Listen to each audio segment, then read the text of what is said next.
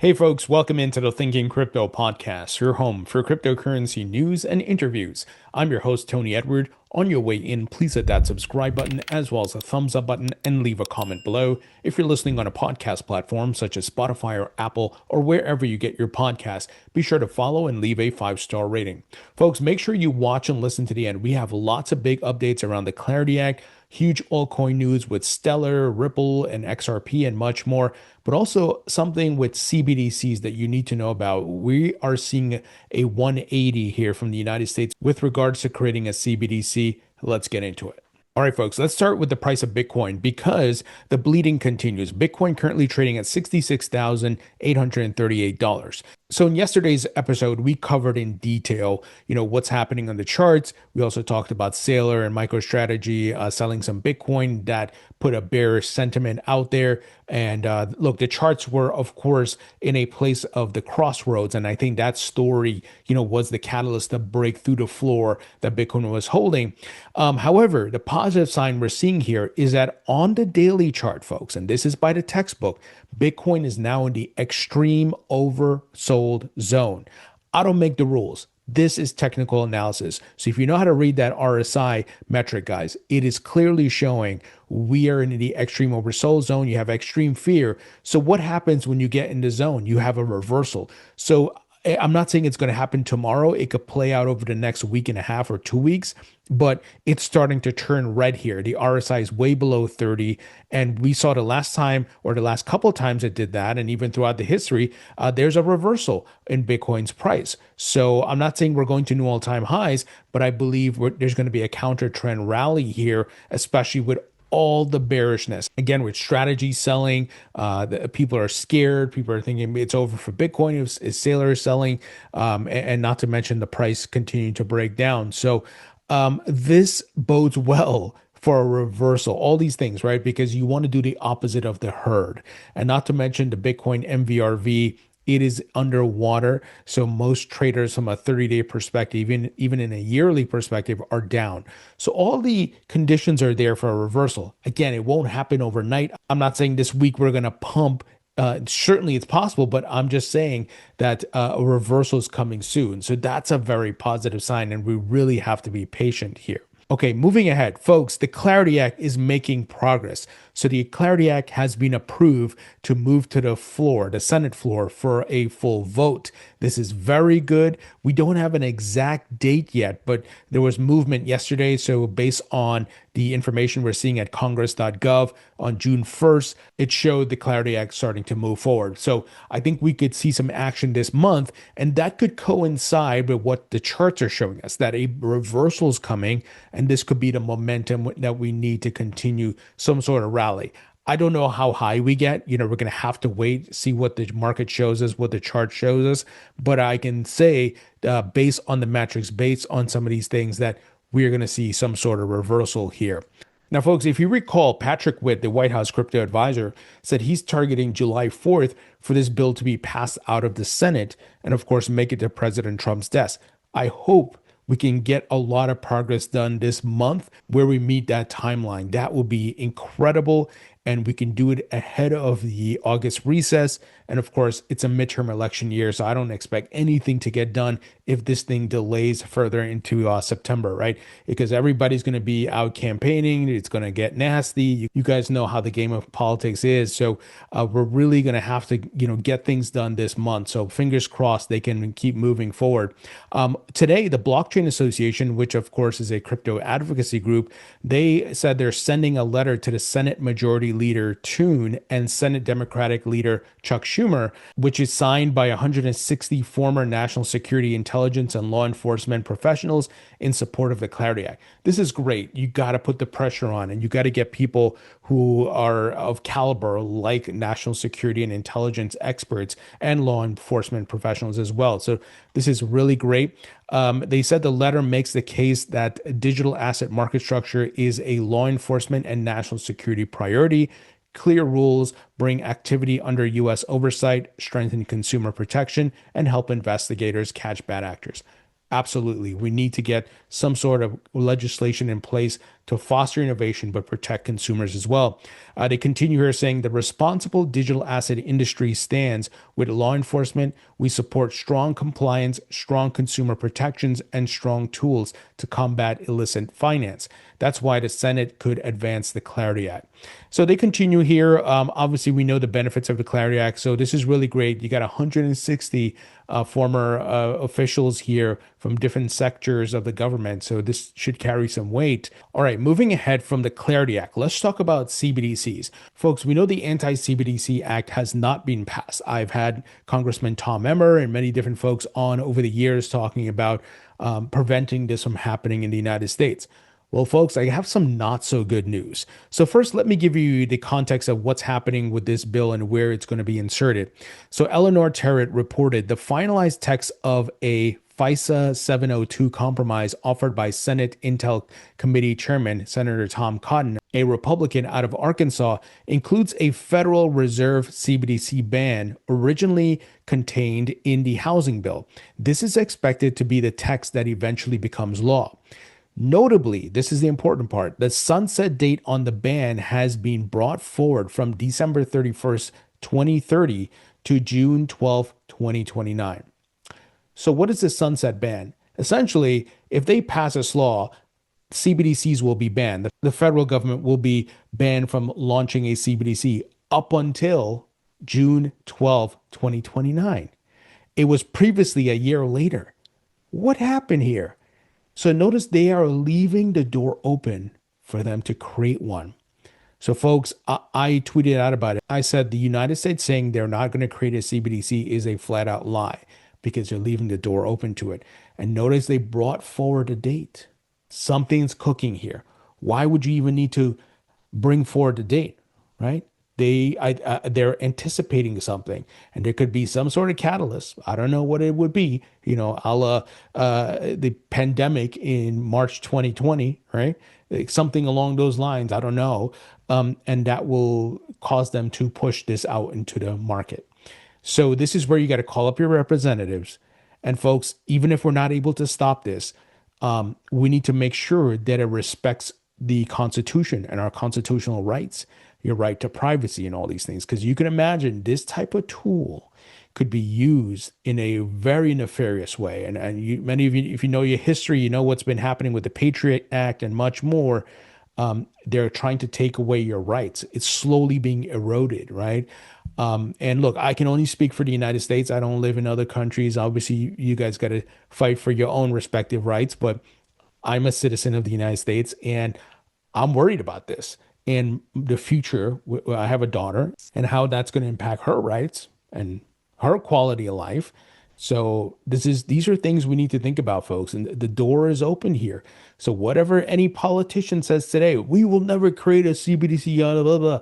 Oh yeah, well, when you're gone, what's going to happen? Right. So the fact that they brought this date up is very concerning. So I hope you guys see what I'm saying here, and you need to call up your representatives. Now, folks, Elizabeth Warren continues to fight crypto. She's now teamed up with Bernie Sanders, and they are pushing the Labor Department to scrap the proposed rule that brings crypto into 401k plans. Many of you know President Trump signed an executive order to allow this, not just crypto, but other assets, right? And now Elizabeth Warren is pushing back. But we know she's getting her marching orders from Jamie Dimon and the banksters, right, who are trying to slow crypto down. They would love to kill the Clarity Act, and they hate stablecoin yield because they don't like that you can earn higher yield. They want to continue to take your deposits, give you 0.01%. They pocket the majority of the funds, get their big bonuses, right? We've talked about this ad nauseum, but you can see Elizabeth Warren is not giving up. And of course, she's getting the checks from JP Morgan and all the other banks, right? So I don't know how far this is going to go. The fact that she got Bernie Sanders to go along with her is interesting, but she's really ramping up here because election season's coming up. So I think she's trying to bring other folks in. Well, actually, it also includes Representative Robert Scott. So it's the same old nonsense, right? Trying to create a boogeyman out of crypto. Oh my God, crypto is going to destroy you and all these nonsense. But we got to watch out because she's got the backing of the banks. And we saw the recent interview with Jamie Dimon and how pissed off he is. So they're about to go guns blazing. And I'm sure they're going to do a lot of donations to members of the Senate to try to get them to not vote for the Clarity Act. So something to watch, folks. Something to certainly watch here. Now, folks, this episode is brought to you by iTrust Capital, which allows you to invest in crypto via an IRA. So if you have an existing 401k or IRA, you can roll it over to iTrust Capital's version. But you don't only get access to crypto, you also get access to precious metals like gold and silver. So if you're a long crypto, long gold and silver, you can invest in it via an IRA. And we just talked about President Trump. He's opening up that to 401ks, and you get the tax advantages. That's the big part. So you buy and sell, you don't have to incur long-term or short-term capital gains tax. So you're shielded there, right? And you can buy and sell these assets 24/7. It's low cost, no monthly fee. And in fact, they're going to be adding stocks soon. So imagine having the tax benefits here of trading within that IRA for all of these asset classes, and you're not getting hit with those obscene amounts of taxes. So this is something to certainly take a look at, if it fits your long-term strategy. And they also have a great custody solution called Premium Custody Account. They use Coinbase Prime, and some of these big institutions, BlackRock uses Coinbase Prime. So you can sleep at night knowing your assets are safe and they're backed one-to-one. And, you can go in and out of this custody account 24/7. It's a closed loop system. So even if someone hacks into your account, they can't withdraw funds because the funds go directly to your bank account. So there's no way for them to do it. So you have that security. It's, and again, low fees, and it's available 24/7. And a quick note on the gold and silver product, that is the physical gold and silver. It's not paper gold and silver. So if you ever want to redeem the asset, you can do so. Not many platforms offer that. So guys, I'm a user of iTrust Capital. You got to check them out, see if it's for you. If you sign up with my link, you can get a $100 funding bonus. So go check it out, guys.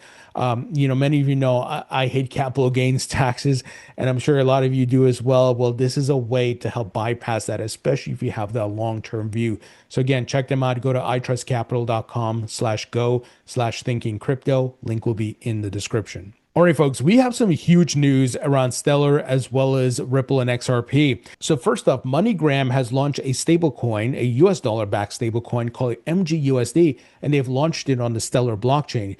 And it says here it's giving 60 million customers access to digital dollars across the global payments network. Now, I'm sure many of you saw this coming a mile away because Western Union, they had launched their stablecoin recently on Solana. And I interviewed the head of crypto and digital assets at Western Union, if you guys remember that interview. And the competition's heating up, right? So game theory is playing out here. Everybody, for the most part, may have their own stablecoin. Some may need to consolidate. Some may use the existing stablecoins out there like USDC, Ripple's RLUSD, PayPal's PYUSD, and more. But you can see the competition's heating up. You can see the direction these payment companies are going in, right? They're all now using blockchain and stablecoin tech. It's incredible. And look, the news keeps piling in for Stellar, folks. Just recently, they got selected for tokenization by the DTCC. Before that, earlier in May, the island of Bermuda said they're just choosing Stellar to move their finances and payments and all these things on chain, and they're doing it on the Stellar blockchain. So incredible. And I will be interviewing, myself and my co-host Amanda will be interviewing Danelle Dixon again. Many of you know I've had her on the podcast many times over the years to talk about all these things. It's incredible the adoption Stellar is getting, and I'm an XLM token holder. Obviously not financial advice, do your research, but this is the type of adoption you want to see in a project you're invested in. And now moving ahead, Ripple's RLUSD stablecoin expands to Turkey through partnerships with BitLira, BitExen, and Bitlo, targeting one of the Middle East's largest crypto markets with an approximate $200 billion in annual transaction volume. So Ripple continues to expand usage of its stablecoin as well as the XRP ledger. The majority of the RLUSD transactions are happening on the XRP ledger. So this is certainly a win-win. And speaking of XRP, it's been 14 years since XRP has been created. So happy birthday, XRP, right? And Brad Garlinghouse, CEO of Ripple, tweeted out 14 years later, still the honor of a lifetime to be part of the XRP family.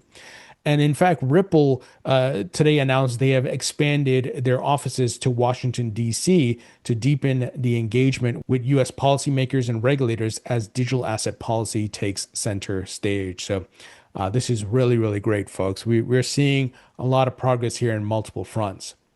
Now, let's move forward. U.S. imposes sanctions on Iran's largest crypto exchange, NoBitX. So the U.S. is going after Iran in many different ways. And if you recall, in a recent episode, I shared what Treasury Secretary Scott Bessent had to say, that they apparently seized some of Iran's crypto. Now, we don't have the details. It was through a custodian. Most likely it's through a custodian because Iran has private keys. They can't access the crypto. So, could this be crypto they seize and they put it into the Bitcoin reserve and the digital stockpile? It's possible, right? They're already doing that to a degree where crypto that has been seized over the years through the U.S. Marshals and much more, that's being put into the crypto reserve. So the U.S. Treasury Department blacklisted several Iranian crypto exchanges, including its largest platform, NoBitX, on Tuesday as part of its ongoing campaign against the Iranian government. The Treasury's Office of Foreign Asset Control announced that NoBitX, Wallix, Bitpin, and Ramzinex, if I'm saying that right, as well as some of these exchanges executives were being added to its globally specially designated nationals list, barring any U.S. entities or businesses and people who use the U.S. dollar financial system from improving any financial services with the platforms. So let's see how this develops. And again, just remember Scott Bessent, Treasury Secretary Scott Bessent, said that the U.S. Treasury seized around $1 billion in crypto from Iranian exchanges and wallets since the beginning of the war against Iran. So this is pretty incredible. We shall see how it all plays out, folks. All right, folks, that's the news. Let me know what you think. Leave your thoughts and comments below. Hit the thumbs up button. Subscribe if you haven't as yet. Be sure to support the podcast by subscribing to my free email newsletter. It is 100% free on Substack. Link will be in the description. Check out my book on Amazon. Be sure to grab a copy. It's available in paperback and digital. And check out my course at mycryptocourse.com. This is a comprehensive course that teaches you everything you need to know about crypto.